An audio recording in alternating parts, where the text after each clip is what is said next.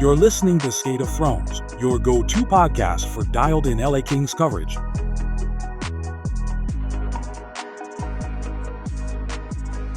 The LA Kings are back from Olympic break, but started things out with a frustrating loss to the Vegas Golden Knights. Final score at Crypto.com Arena, 6-4. In this game, frustrating for multiple reasons, but the biggest one is you're playing a division rival in the Vegas Golden Knights, a team that has had LA's number this season, and you have a chance to beat them if you're the Kings.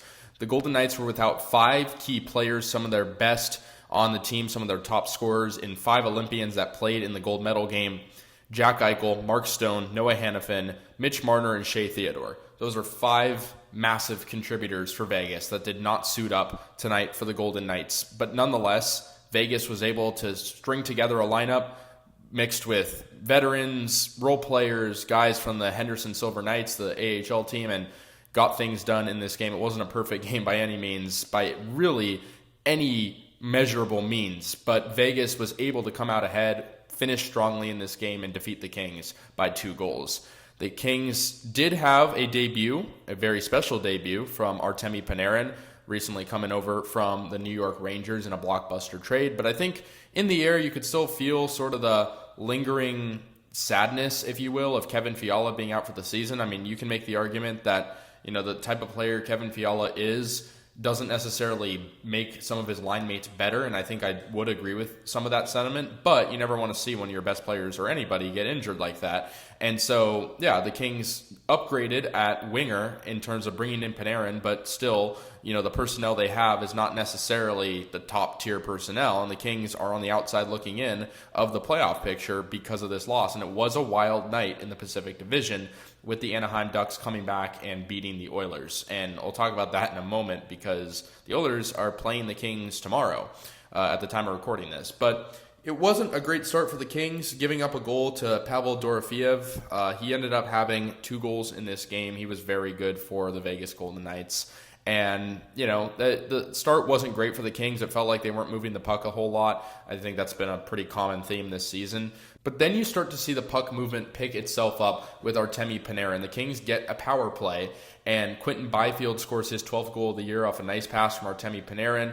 Byfield, again, picking his spot, and the pass was kind of so good that it hit off the leg of Byfield, but they didn't call it a kicking motion, so the goal did count.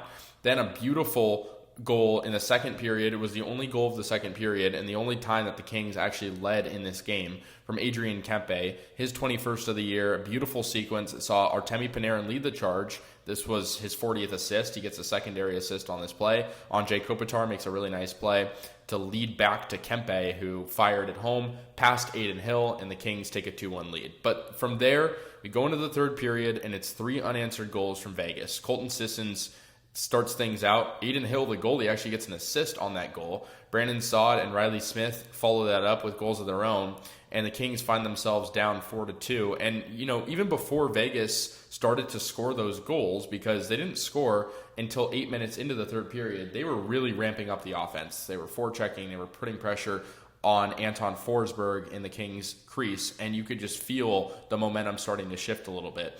Now, the Kings did pull back within 1 with Quinton Byfield scoring yet another goal, and kind of a broken play that Adin Hill just didn't really feel prepared for. But a good goal for Byfield to get his second of the game. But Vegas would pull back up by 2. Pavel Dorofeev on the power play. And, just kind of a dumb penalty where he gets, there's a punch in the face motion by the Kings and just, unenforced penalties. Now, talking about unenforced penalties, I didn't talk about this. I kind of brushed this over because, the Knights did not score on this power play, but Corey Perry is booked for 17 minutes because of instigating a fight and then, getting the 2 minutes there, getting a 10-minute misconduct, and then 5 minutes for fighting.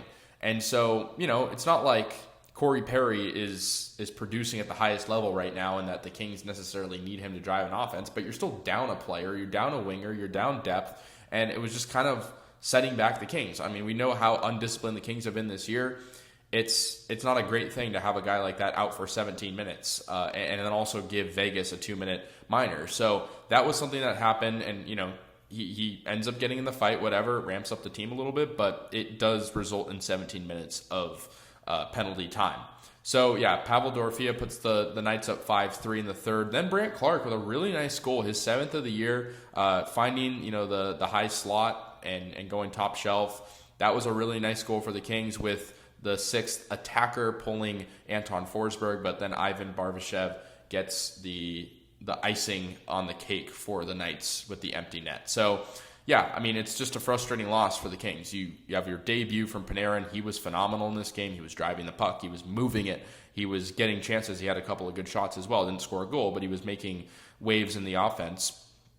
And, I'd already talked about it, but Vegas is practically playing with a minor league roster.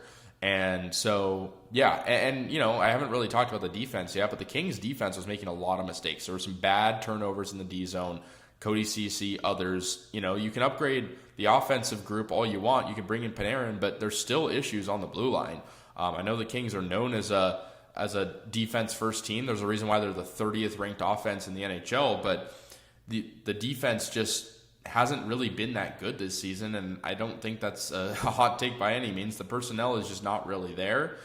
Drew Doughty did play this game. I think that maybe shocked some people just because, he wasn't a part of that Canada team that made to the gold medal game, but he did play, and it's also a back-to-back with Armia playing as well. He was also in the Olympics, and I mentioned the Oilers earlier. The Oilers played a barn burner against the Ducks in Anaheim.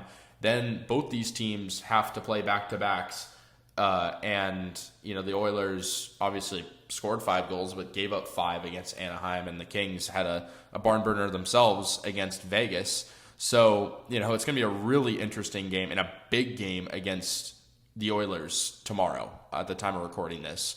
Back-to-back for the Kings, and, then they play Saturday. There's a quick turnaround. It's a lot of hockey coming up for LA. They play Calgary on Saturday, but, Calgary has shocked some teams this season. They're not a good team, but they've shocked some teams, and, the Kings homestand is lengthy, but you have to take care of business at home, and you're also playing a lot of Eastern Conference opponents coming up, so you don't have necessarily a lot of control in the standings. But Vegas, the Golden Knights, end up getting 7 of the 8 possible points against the Kings this season. If the two teams don't play again in the playoffs, because the regular season matchups between these teams are done, that's the last time Anze Kopitar will ever play against the second newest NHL franchise, I guess third newest if you count Utah, but you know what I mean, the Vegas Golden Knights, a team that is coming up on a decade, and it's been a lot of good story matchups between both these teams over the years, and we saw a little bit of revenge. Braden McNabb, who has not been a point producer this season for Vegas, gets 2 assists in the game.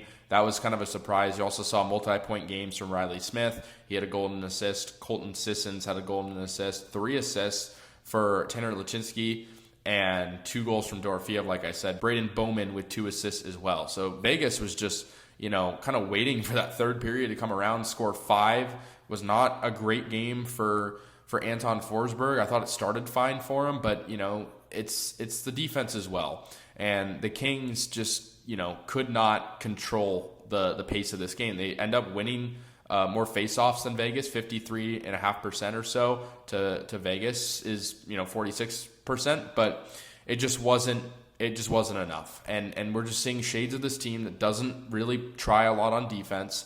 The offense was better. You score 4 goals, but again, it just wasn't enough. And I think that's a theme that we've been talking about a lot. It's like the Kings are doing a lot of okay things, but when you want to beat a team like Vegas, even down a lot of players, you have to do more. And I really did like Artemi Panarin. I'm confident that he can, turn this team around a little bit, get him some more wins, even with Fiala out for the season. I liked his chemistry already, but it just wasn't, a strong game. I thought Joel Edmondson struggled in this game on the blue line. Brant Clark defensively wasn't great. I know he gets the goal. Like, just all the defenders, really. I thought Doughty and Dumoulin played okay, but yeah, it's just a game where the Kings kicked themselves because they know they had a chance. And there's been a lot of games like this season, and Bruce Cassidy is a great coach on the Vegas side, and he knew what it had to be. But yeah, I mean, this is a team that's kind of running off of fumes, shorthanded, undermanned. I'm talking about the Kings, by the way. And it's a game you want to win playing Edmonton on no rest pretty much. And the Kings just didn't really respect the opportunity. And so, yeah, you got to give it to Vegas. They fought tonight. The Vegas Golden Knights fought tonight. They enforced the issue. They crashed the net. They checked. And yeah, it's a depleted Vegas team tonight that'll be full strength soon and probably getting a lot of wins upcoming. And the Kings will just have to watch when they play a lot of Eastern Conference teams coming up. So yeah, I mean you can argue the refs weren't great in this game. I think both sides got some calls missed. I think especially for Vegas there were some opportunities that were missed for a power play. And I mean, we talk about chemistry with Panarin. The Golden Knights had some chemistry issues in this game. They were running into each other multiple times, just lack of chemistry. But you got to give it to them because even without 5 of their best players, they score 5 goals in the third, beat the LA Kings 6-4, get a much-needed win on the road to stay atop of the Pacific Division. And now for the Kings, you have to ask yourself, what's the direction we go? You have Panarin, you're in a good position, but it's complicated when the Ducks also win. You have to play one of the top teams in the Oilers coming up in less than 24 hours, and it's a tight division with not a lot of margin for error. So that's just going to about do it for Skate of Thrones. I really appreciate you guys for tuning in. I'm Casey Kasliner, thanking you for taking your time to listen, and I'll see you in the next one. Peace out.